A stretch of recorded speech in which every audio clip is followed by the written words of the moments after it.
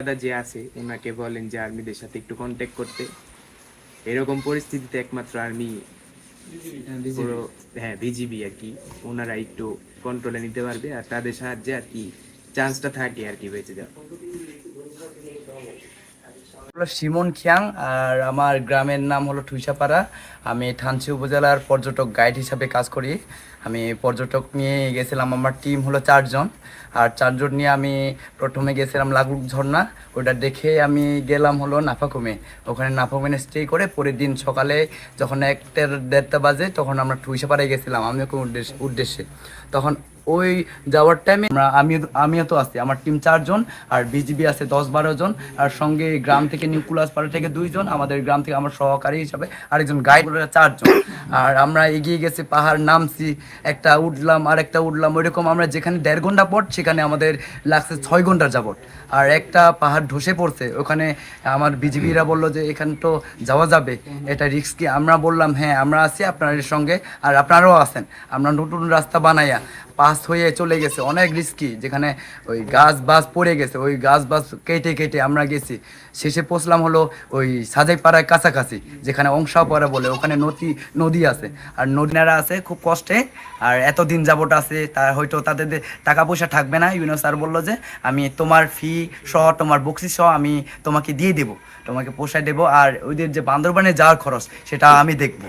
সেরকম YONO sir আমাকে আশ্বাস দিয়ে মানে করছে আর কি, ইউনো স্যার দিছে আর বক্সি সহ দিয়েছে। ধন্যবাদ। আমার যেটা পাওয়ার কথা সে চাইতে আরও বক্সি সহ যেটা পানি পার করে দিছে, যেরকম আমার ক্লায়েন্টদেরকে সহযোগিতা করছে, যেটা ওনার ইউএনও স্যার আমাকে 10,000 টাকা দিছে। ইউএনও স্যার আমাকে 10,000 টাকা দিছে বক্সি সহ। 4 জন গত 5 তারিখ ঠুইসাপাড়ায় আটকে যাই, জিন্নাপাড়ার কাছাকাছি যে পাড়াটা, সেখানে আস্তে আস্তে বৃষ্টির অবস্থা খারাপ হতে থাকে। অবস্থা খারাপ হতে হতে যখন বেশি ভয়াবহ হয়ে ওঠে তখন 8 তারিখ আমাদের সাথে বর্ডার গার্ড বাংলাদেশ যোগাযোগ করে। তখন তারা আমাদের 4 জনকে উদ্ধার করে আনে সেখান থেকে উদ্ধার করে তাদের হেফাজতে রাখে। তা আমাদের খাবার দাবার সব কিছুর ব্যবস্থা করে। তারা তাদের জীবনের ঝুঁকি নিয়ে তাদের 4টা ক্যাম্প, প্রতিটি ক্যাম্পে 12 জন করে টিম, তারা আমাদেরকে সাহায্য সহযোগিতা করে এখানে থানচি পর্যন্ত নিয়ে আসে। এরই মাঝে তারা অনেকভাবে সহযোগিতা করে, খাবার দাবার থেকে শুরু করে এরপর বিভিন্ন কঠিন পরিস্থিতি পার করার জন্য তারা অনেক সাহায্য করে। দড়ি দিয়ে বিভিন্ন কঠিন যে রাস্তাগুলা দড়ি দিয়ে তারা পার করে দেয়, দড়ি দিয়ে পার করে দেয়।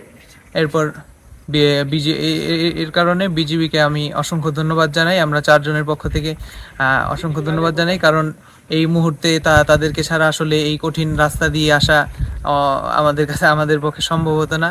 এর পরের রাস্তাও এখন তাদের ছাড়া আসলে যাওয়া অনেক কষ্টকর, তাই তাদেরকে আমরা অনেক ধন্যবাদ জানাই বিজিবিকে।